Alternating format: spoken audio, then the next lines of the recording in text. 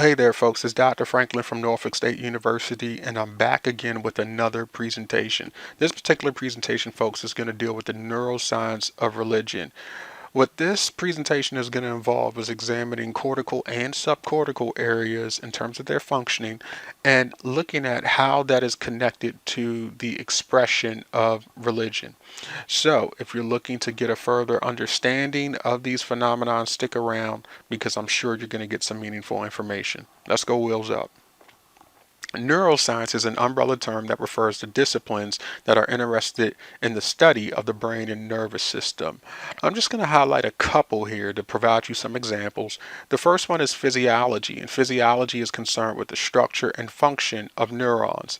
Psychologists who take a physiological approach are concerned with the role of the brain in behavior, and cognitive scientists or psychologists who take a cognitive scientific approach are interested in the role of the brain in higher level mental processes such as memory, learning, and decision making.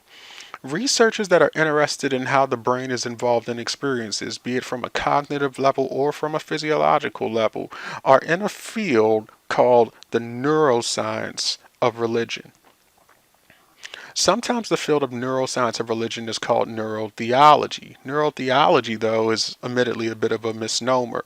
Neurotheology was a term first used by Aldous Huxley in his book Island in 1962.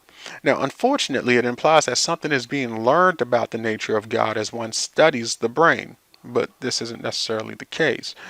The study of religion from a brain level has only been occurring since the 1980s. Now, neuroscience is not simply relegated to the brain and the nervous system, but it also incorporates the following. I'm going to point out two things. One, it incorporates electrical and physiological characteristics of neurons, and it incorporates structures and changes in molecules that compose cells. Good explanations from a neuroscientific standpoint involves understanding behaviors, brain systems underlying behaviors, and functions and properties of brain systems and regions as it connects with religious belief and experience. Methodologically, neuroscientists typically look for correlations between some behavioral and cognitive task and an activity in a region of the brain. Good neuroscientific explanations tend to integrate all of the perspectives that I've talked about in addition to looking at things on multiple levels, behavioral levels, system levels, cellular levels, and molecular levels as it relates to the nervous system. All right, folks, so now I want to segue into talking about neuroscientific methods of studying the brain. The reason why I want to talk about this is because it will help you to see the different tools, the different strategies that were put in play to understand what particular cortical and subcortical areas are connected to our functioning. And if we're able to connect things to our functioning, then there's the possibility that we can connect certain brain regions to expressions of religiosity and spirituality. So without further ado, let's get into it. Prior to the latter part of the 20th century, staining was used in a lot of research laboratories. Staining nerve cells allows the scientists to map connections between different brain regions. Stimulation and ablation studies were also used. This involves sending mild electrical currents to a particular group of cells to see what effect it has on an organism.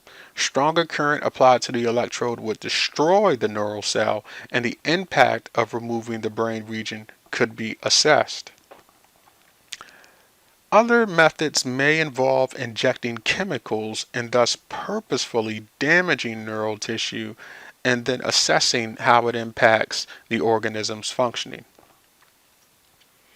Finally, I want to highlight the fact that observing behavior became standard practice in neuroscience laboratories for much of the 20th century, and oftentimes this involved the usage of lab animals.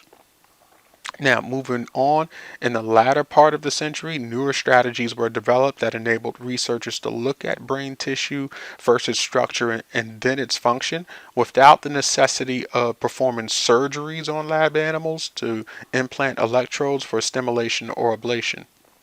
A CT scan is a painless and fast way to produce a picture of the brain, or any other organ for that matter, and determine if any injury or damage has occurred. A more detailed picture can be obtained with a magnetic resonance imaging scan. Now, these first two procedures that I've mentioned under the latter part of the 20th century, these may help the physician, but they do not assist the researcher who is looking for a better understanding of what's going on with the brain in action. These next procedures will help researchers unpack what's going on with the brain in action. Functional brain imaging procedures tend to be the gold standard in neuroscience research because they are thought to reveal in a more concrete way which brain regions mediate which experiences. PET scans involve an individual being injected with a radioactive tracer, which is glucose with half the normal life of glucose, that attaches to glucose in the body. Since the brain relies on glucose to function, the tracer makes its way to the brain, and as the tracer decays, positrons are emitted which collide with electrons and produce particles in our brains. These particles are detected by the PET scanner and transformed into color-coded pattern of brain activity with brighter colors representing more active brain regions. In the fMRI, blood oxygen level dependence is tracked in the brain, and this is picked up by the scanner, and it creates a dynamic picture of the brain. And then finally, the single photon emission computed tomography.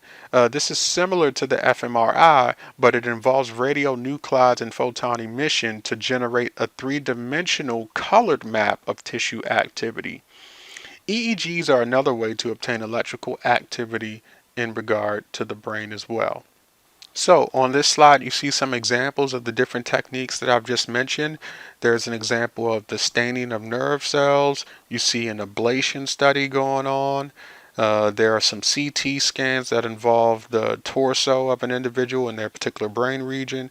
There's some EEG equipment hooked up to a person's head or scalp.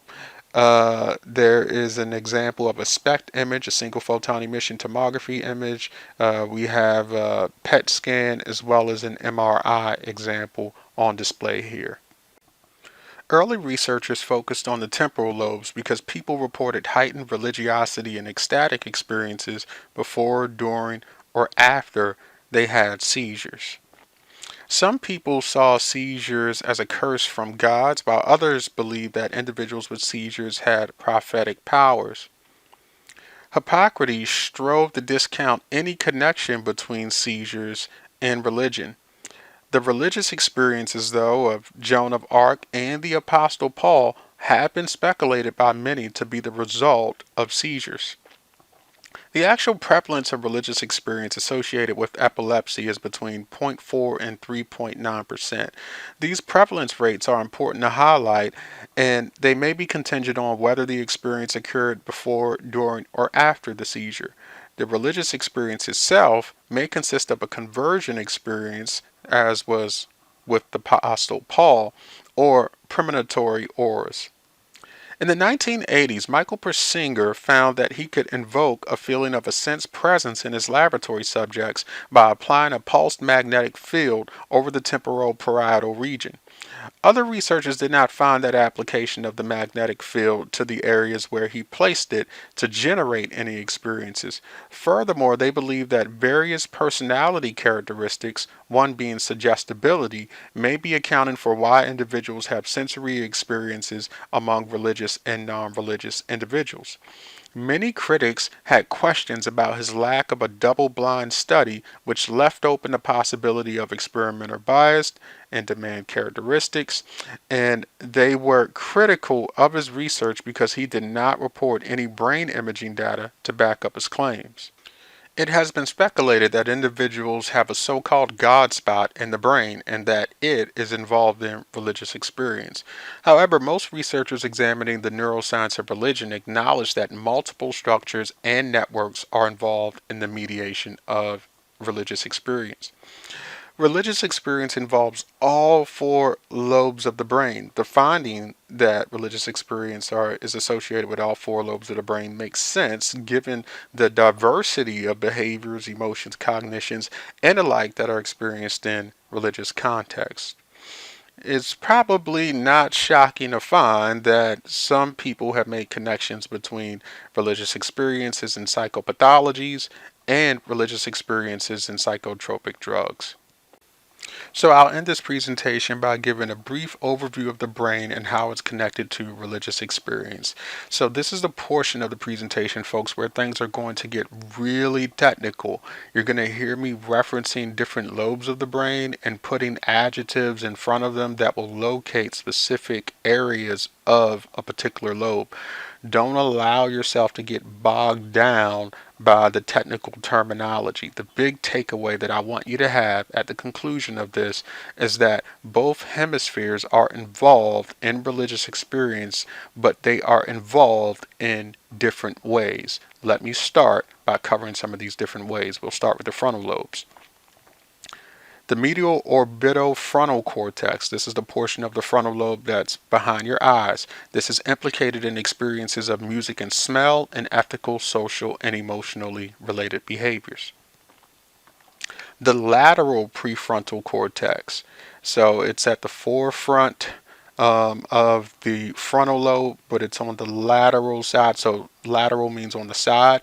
This is involved in higher level cognitive functions such as decision making and controlling behavior. The temporal lobes, let's talk about that. The anterior cingulate cortex monitors action consequences. So when you make a decision that is religious or spiritual in nature, or if your religiosity and spirituality influences your actions, right? This is the part of your brain that monitors the consequences of those actions and tries to make a determination as to whether or not it was a good action or a bad action. The posterior cingulate cortex mediates moral judgment and monitors conflicts between moral goals. So sometimes, in trying to be ethical and trying to be considerate of your fellow human being, you might find yourself in a bit of conflict. So it's this portion of the brain that helps mediate those conflicts and ultimately arrive at a decision. Let's talk about the parietal lobes. The inferior parietal lobe generates abstract concepts and processes self-other distinctions. So as you can imagine, when we talk about abstract concepts, this is typically something that is characteristic of an adult brain or somebody in the latter stages of Piaget's cognitive development theory, right? As you can imagine, the parietal lobes play an essential role in adults' style of religious expression, right? Thinking abstractly about things and processing self-other distinctions. So this becomes increasingly important within prayer settings and even within certain types of liturgical processes, Getting back to the self-other distinctions, the medial prefrontal cortex and the temporoparietal juncture, that's what TPJ stands for, are active during personal prayer. This type of prayer also activates reward circuitry in the brain. In other words, it helps prayer to be pleasurable and reinforcing. If just from a cathartic standpoint or from a psychological standpoint, be it spiritual or religious or getting at the fact of it being a fact, is something outside of this presentation. It's a philosophical debate that we're not necessarily entertaining right now. So again, what I want you to get from all of this is that both hemispheres are involved in religious experience, but they're involved in different ways, and some of the cortical and subcortical areas of our brain that allow us to function in an everyday context, whether it's listening to music or smelling a flower or making ethical decisions, are certainly at play within religious contexts and certainly involve religious content based on how an individual is assuming a particular lifestyle. Hope that this presentation was beneficial, and I look forward to interacting with you soon. Take care.